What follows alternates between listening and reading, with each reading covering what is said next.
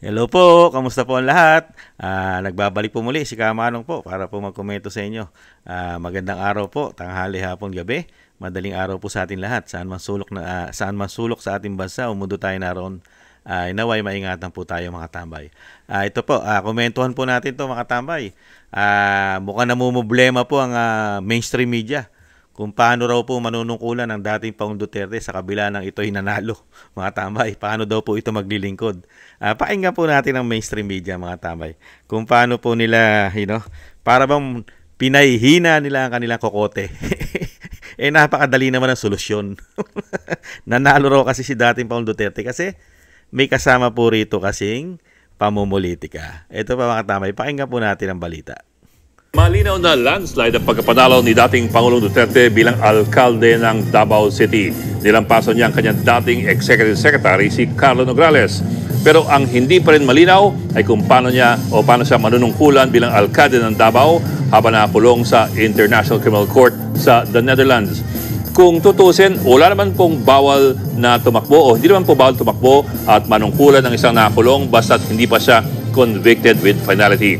Halimbawa, si dating Congressman Romeo Halosos, 2 beses po nanalo noong 1998 at noong 2001 elections habang nakakulong sa kasong statutory rape.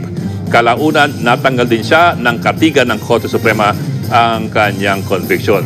Ganon din sa kaso ni dating Lieutenant Junior Grade Antonio Trillanes IV na tumakbot nanalong senador noong 2007 elections kahit nakakulong para sa Oakwood Mutiny. Pero ito po ang problema.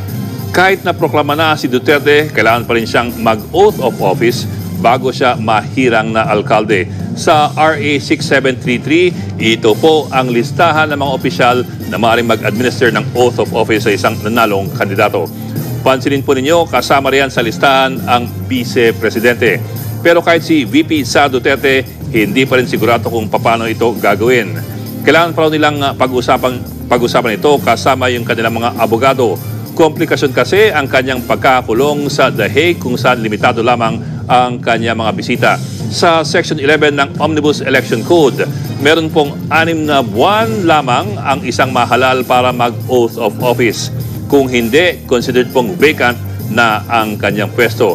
Pero, at malaking pero, ibang usapin kung ito po ay for reasons beyond his control.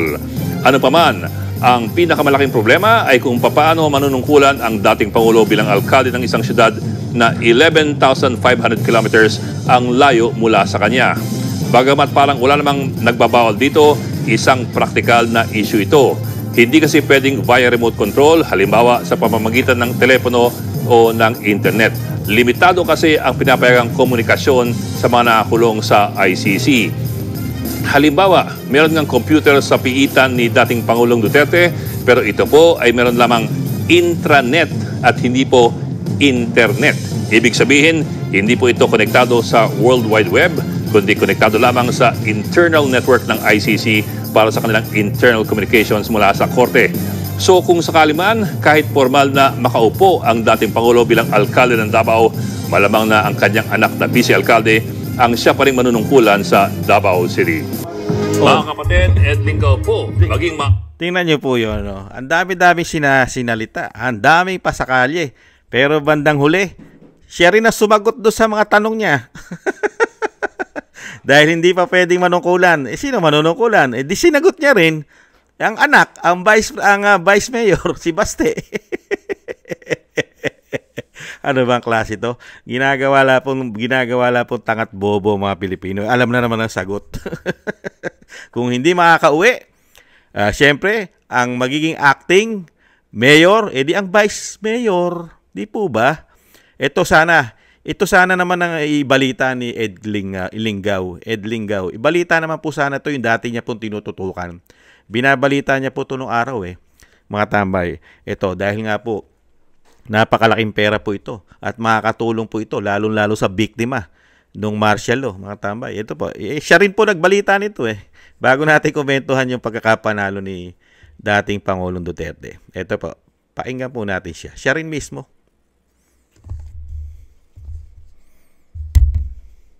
Masayang hapon.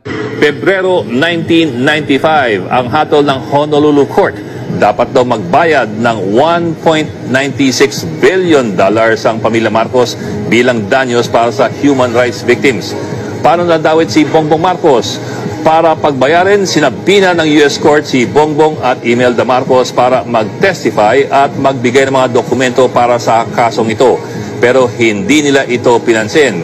Enero 2011, sinight na in contempt ni Honolulu Judge Manuel Real si Bongbong at Imelda at pinagbabayad ng karagdagang multa na $353.6 million.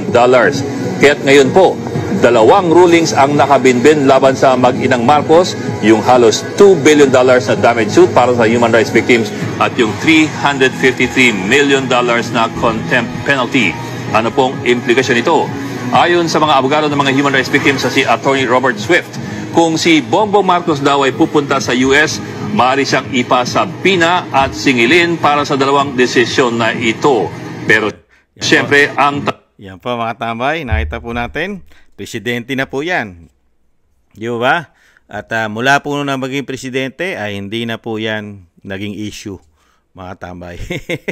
Nakalimutan na po ni Ed Lingaw po yan. Yung mga kawawang biktima po ng human rights noong panahon po ng martial law. Pinagbabayad po. Napakalaking pera po sana tulong. Kulang 200 billion po yan. Dollars. At ito, kailan din po kaya ibabalita ito ni Ed Lingaw, mga tambay? Sana ibalita rin po ni Ed Lingaw po ito dahil napakalaking tulong po ito sa bansa natin na naghihirap at bound sa utang, mga tambay. Kailan kaya niya ito ibabalita, mga tambay? Sana ibalita rin po ni Ed Lingaw to. Ito po, napakatindi oh. O ito po, mga pera po na grabe kalalaki. Philippine Marcos family reported for money laundering in Hong Kong. Taiwanese businessman Mr. Penn submitted evidence to the Anti-Money Laundering Department of the Hong Kong Monetary Authority in Hong Kong on the 14th of this month, reporting that the Marcos family of the Philippines was engaged in money laundering activities in Hong Kong in the name of bulk gold transactions, the amount of which was extremely huge. Mr. Perm said that the Hong Kong Monetary Authority has filed a special case. This case involves a large amount of gold trading. The whistleblower has obtained evidence of a batch of 350 tons of transactions and obtained information on 18 bank accounts of the Marcos family around the world, involving deposits of more than 100 billion USD. Imelda Marcos, wife of former President Marcos, authorized her housekeeper Indito to act as the seller through different shell companies to sell gold to several European and American companies from 2006 to 2011. The transactions were arranged by the private banking department of HSBC in Hong Kong, and the whereabouts of the cashed funds are unknown. More than 10 middlemen involved in the transaction came from the United States, Australia, Japan, South Korea, Taiwan region, and the Philippines. And Mr. Hearn was one of them. Grabe, no? Kailan kaya imbestigahan niya at kailan po kaya tututukan ni Ed Lingaw yan? Mga tama, yung mga balitang ganyan, ano? Ang lalaking pera, ano? 100, billion dollars, 350 tons of gold at napakaraming bank account sa buong mundo. Mga tambay, mga money laundering ng mga Marcos. Kailan kaya tututukan ni Ed Lingaw yan na makatulong sa ating bansa, mga kabayan, ano? Puro Duterte na simpleng solusyonan ang issue ng Duterte. Kung hindi makapagsilbi bilang mayor at dahil nga kinidnap, dinala sa ICC, kinidnap yun po ang lumalabas na findings kinidnap. Di ba? Kinidnap nila, pinatapon doon, hinatid pa. Di ba kidnapping? Ganun po yung nangingidnap kinukuha, saka dinadala kung saan-saan. Yun, dinala sa Netherlands. Di ba? Ito rin po kaya, tingnan nyo po yung pagkakaiba. Hindi kaya ito ibabalita ni Ed Lingaw, yung pagkakaiba po ng dalawang pangulo. Kung paano po manungkulan, lalo-lalo kung paano po ang style o ano ginagawa sa Malacanang. Ito po mga tambay, ganito po ang style po ng dating Pangulong Duterte sa Malacanang at ganito naman po ang style ng Pangulong Marcos sa Malacanang. Ganito po sila. Pakinggan po natin ang No, nung kami ay nakaupo dyan at kakain kami at uupo kami kasama si President Duterte, sasabihin niya ganito, yan lang yung ulam natin. Meron tayong piniritong isda, may miswa tayo, meron tayong, iniisa-isa niya, meron tayong prutas, may dessert, may kanin. Okay naman yan. No? Kasi hindi natin pera yan. Pera ng taong bayan. Pwede nga sabay-sabay na kami, pera ng taong bayan yan. Every day that we ate with him like that, it was really like that. 2,000 years later. Let me tell you the difference. When I went back to Malacanang, under this president, I was so shocked at what I saw. There was a buffet spread with steak and lobsters in the middle of the day. And I heard that this is an everyday thing. People's money. No, nung Grabe, kami no? nakaupo dyan at Grabe, no? Iba yung panahon, no? Iba nung panahon ni dating Pangulong Duterte, pati po sa style ng panunungkulan, lalo-lalo po sa Malacanang, sa pagkain, magkakaiba po. Nung nanungkulan na po, dahil pera ng taong bayan, ang katwiran din po kasi ng dating Pangulong Duterte, people's money ang ginagastos ng nanunungkulan, di ba? Kaya po, simple-simple siya, lalo sa pagkain, hindi magarbo. Pero yung ngayong nakaupo, buffet, mga lobster, mga steak. Diba? Araw-araw yan. Grabe. At party-party. Enjoy. Pero hindi naman po nila pera ang inuubos po. Grabe, no? Pero kailan kaya ibabalita ni Ed Lingaw yan, mga tambay? Yung mga ganyang estilo ng panunungkulan. Lalo-lalo yung style. Yung style ng Pangulo ngayon sa Malacanang at yung style nung dating Pangulo kung paano po maglingkod. At paano rin po gumastos ng mga pang-araw-araw. Katulad po nun, pagkain, di ba? Wala po tayong magagawa dahil po ang media ngayon, katulad po ni Ed Lingaw, nakatutok lang po sa mga Duterte. Hindi niya na po babalikan yan. Katulad po nung siya nag-report, siya rin po nag-report yung desisyon ng Amerika sa Hawaii na talagang pinagbabayad na po sila ng damage sa human rights nung panahon po ng kanyang ama. Di ba? Yung mga biktima ng martial law. Pero ano na po nangyari doon? Wala na pong update sa atin si Ed Lingaw kung nakapagbayad na po ba. At wala rin pong update sa atin yung human rights natin dito sa Pilipinas. Lalong-lalo yung abogado na si Jokno. Di ba? Inanalo yata yun ng akbayan yata yun. Ano na kaya nangyari doon? Nakatutok lang po sila lahat sa mga Duterte. Di ba? At wala rin po binabalita si Ed Lingaw.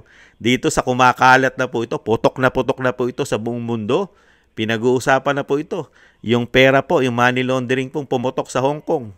Mga kabayan, wala rin po. Tikom po sila dyan, bulag at pipit, bingi po dyan ang mainstream media. Basta Duterte lang araw-araw. Duterte lang. Matamay. Pinoproblema po nila yung proclamation po, yung paglilingkod ng dating Pangulong Duterte, matamay. Pinulitika nga demolition job nga ginawa. Akala kasi ng pamahalaan ngayon, ipatapon mo, padala mo sa The Hague, di ba? Sa Netherlands, sa ICC ang dating Pangulong Duterte. Akala kasi nila, yung dating Pangulong Duterte ay itatakwil na at ikamumuhian na ng taga Davao City. Akala nila kahit ipatapon nila ang kidnapin nila ang dating Pangulong Duterte, yung nakatatak na sa tao yun, nakatatak na sa puso ng Pilipino kung paano siya naglingkod. Kung paano niya pinaglingkuran ang sambayanang Pilipinas o sambayanang Pilipino. At paano rin siya naglingkod ng napakahabang panahon sa kanyang syudad, sa Davao City. Nakatatak na sa puso't isip ng mga Davaoenyo yon, mga kababayan natin sa Davao City. Di po ba? Nakita nyo, landslide. Hindi pa nagpapamigay yon. Wala pang mga ayuda yon. Di ba? Samantala yung kalaban niya, isang damukal na budget ng ayuda yon. Di ba? Nakita niyo yung pagkakaiba. Ganun po kasi. Kasi, ipinakita kasi ng Duterte, lalong-lalo ni dating Pangulong Duterte, yung tamang paglilingkod, yung tamang politiko, kung paano dapat ang gagawin ng isang politikong maglingkod sa bayan. Di ba? Hindi maluho, hindi korap. Di ba? Nakita niyo yung pagkakaiba? Walang issue ng mga money laundering na katulad ng issue ngayon ng Pangulong Marcos. Walang issue ng isang damukal na pera, kailangan magbayad sila dahil sa martial law, dahil sa mga biktima po ng human rights. Di ba? Grabe. At walang issue ng gumagamit ng pulburon. Kailan kaya ibabalita ni Ed Lingaw yan? Yung issue ng pulburon at yung issue ng paglipat ng PhilHealth. Di ba? Yung dapat imbestigahan ng flood control. At kamustahin din sana ni Ed Lingaw. Kamusta na kaya ang Maharlika Investment Fund? At kamustahin din sana ni Ed Lingaw at imbestigahan din niya at itapik niya rin po sa balita, ibalitaan niya rin sa buong Pilipinas. Nasaan na kaya yung pinagbilan ng ginto sa Central Bank?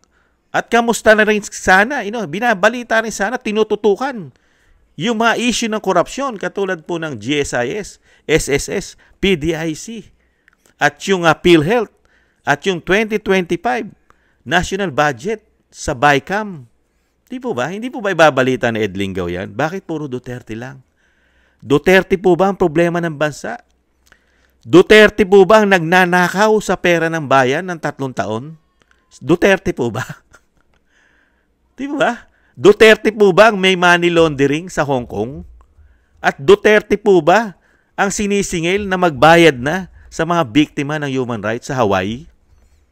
Sige nga, at Duterte rin po ba ang may issue na gumagamit ng pulburon?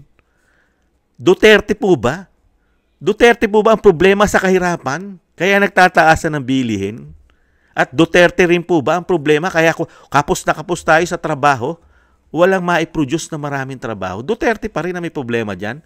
Duterte pa rin ang problema. Ganun po ba?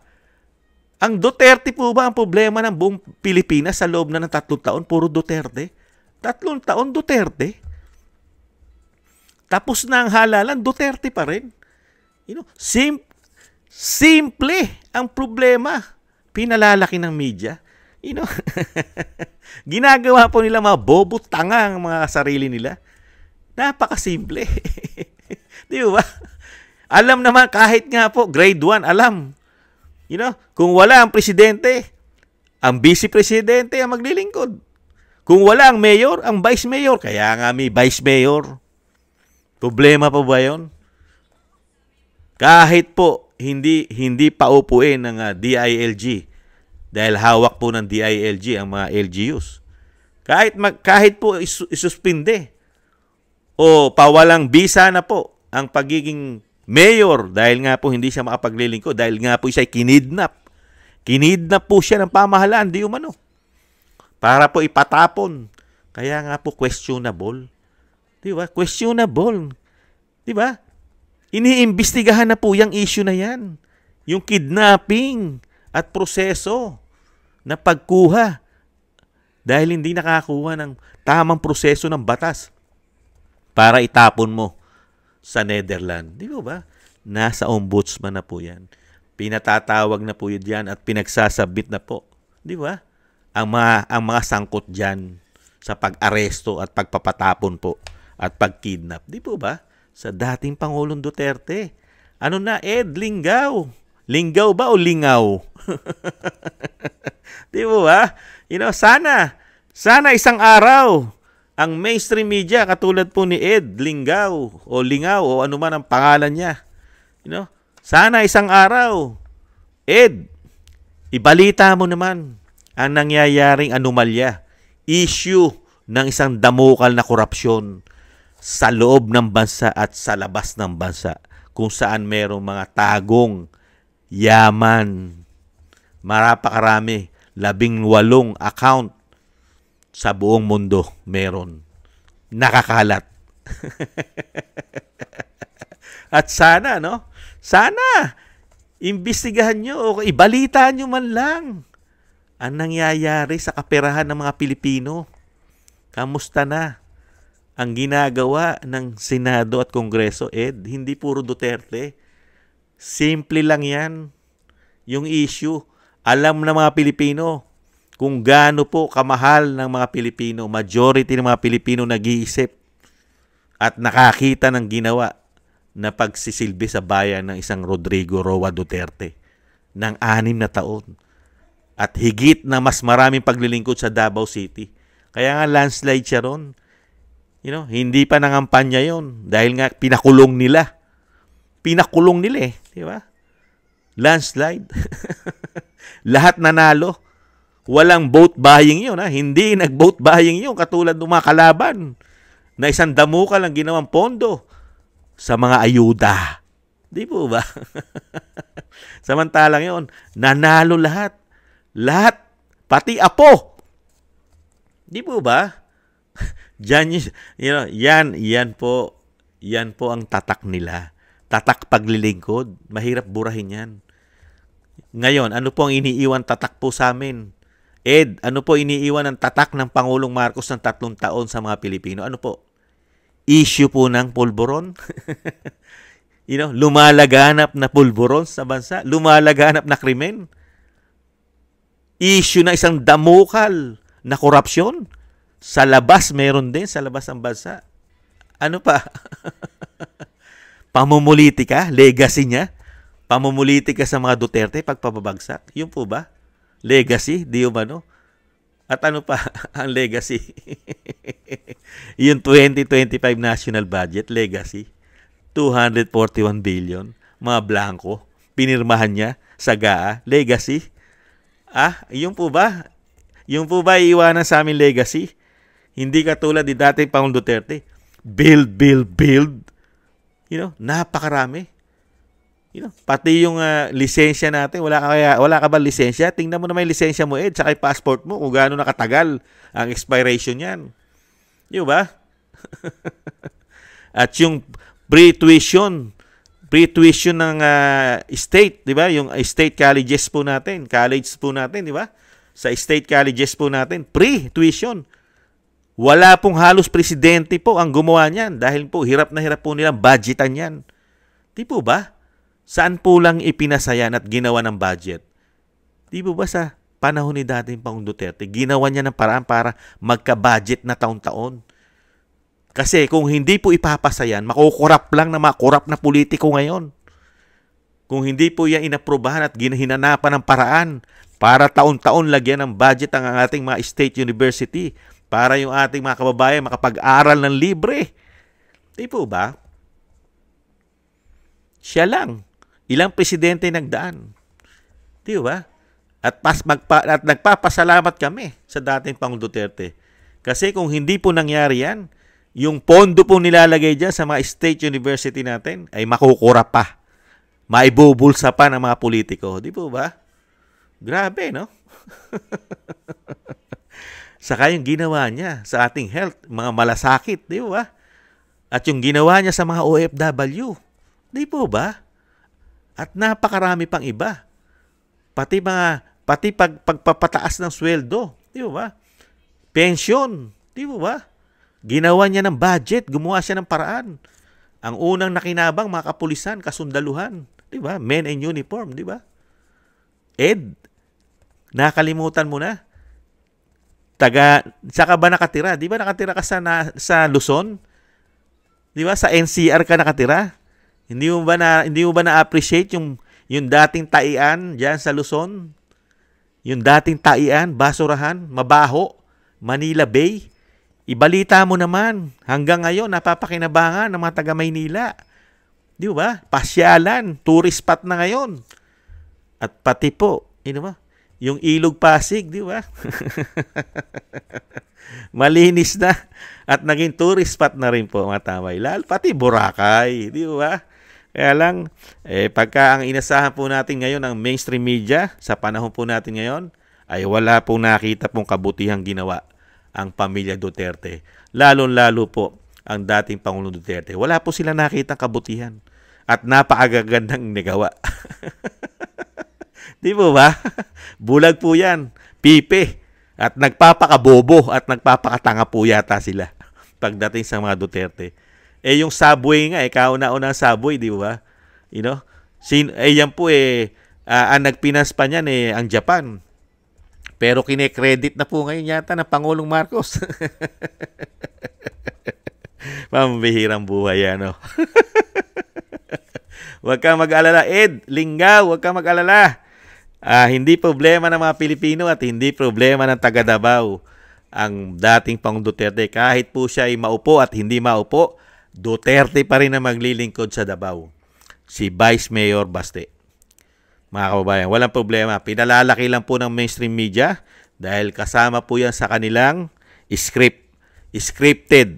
Naka-script na po yan para po kutsain at syempre ipahiya at syempre marami pang iba yata di umano.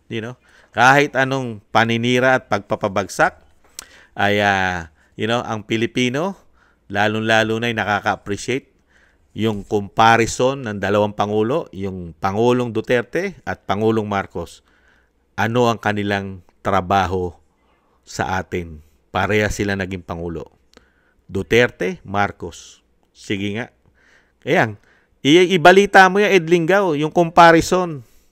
Yung panunungkulan. Ngayon, nagbalikan. Nung panahon, mapayapa. Walang mga nakikialam at walang nakakapasok at naubos na halos ang mga CPP and PNDF. Ngayon, naghahari na naman sila. Diba? At pati po ang narco politics po yata. Yung mga sangkot sa droga at nakulong ngayon, mga politiko na naman. Di po ba? Pati ang pulburon, krimen, di po ba? At isang damukal na korupsyon. Di po ba? Ed Lingaw, hindi ba nakikita yan? Ayan po mga tambay, ang pinoproblema ni Ed Lingaw, sinagot po natin, mga kabayan. Sa bagay, sinagot niya naman ang vice mayor ang uupo habang wala ang mayor. Di ba mga kabayan? Sana Ed Lingaw, ibalita mo yung dati mong tinututukan, lalo yung bilyon dolyares ng human rights na pinagbabayad na ang pamilya Marcos. At tutukan mo rin po sana, Ed Lingaw, yung money laundering, napakaraming pera, napakaraming ginto. Sana nasa Pilipinas na yan, ang gumanda-ganda ekonomiya natin, napakaraming ginto niyan, di ba? Ang nakikinabang lang po, Hong Kong, unbelievable. Thank you po sa mga naagusto po ng Tambayang Makabayan. Thank you po mga kabayan sa mga nanonood po at nagtitiwala po sa inyong lingkod. Lalo po siyempre po sa ating mga subscribers. Maraming salamat po mga kababayan, mga subscribers po natin. Shoutout po sa inyong lahat. At shoutout din po at thank you po sa nagbibigay po ng biyaya sa inyong lingkod. Shoutout po Kingston 123 ng Hong Kong, Eric Hershaw ng Canada, Jake Yahoo 4531 ng Maisog, California, USA, Gina Ray, Solid DDS ng Berlin, Germany, Julieta Celona ng Sydney, Australia, Baby Roman, Ate Isa na Cagayan, Jem Aris ng United Arab Emirates, Jobilin Watanabe ng Japan, ako si Pilam, Annie Joe at si Teodorico Erguisa Jr. Maraming salamat po. Thank you po sa mga biyaya. At thank you rin po sa nagusto po ng Tambayang Makabayan sa YouTube at TikTok. At ganoon din po sa mga nagko-comment, like, share, and subscribe. Maraming salamat po. Siyempre po, huwag po natin kalimutan na isama po sa dasal at panalangin ang pag-iingat po. Maingatan po sana ang dating Pangulong Duterte at ganoon din po ang Vice President, mga tambay. At makauwi na po sa lalong mabilis ang dating Pangulong Duterte, mga kabayan. At siyempre po, tayo rin po, ingat-ingat po. Napakahirap na po talaga ng sitwasyon natin. Kasama na naman po natin ang dati pong wala na, mga tambay. Naglaylo sila at nagbagong buhay. Ngayon po, nagbalikan na naman sila sa kanilang bisyo na pinagbabawal na pulburon. Mga kabayan, ingat-ingat po tayo.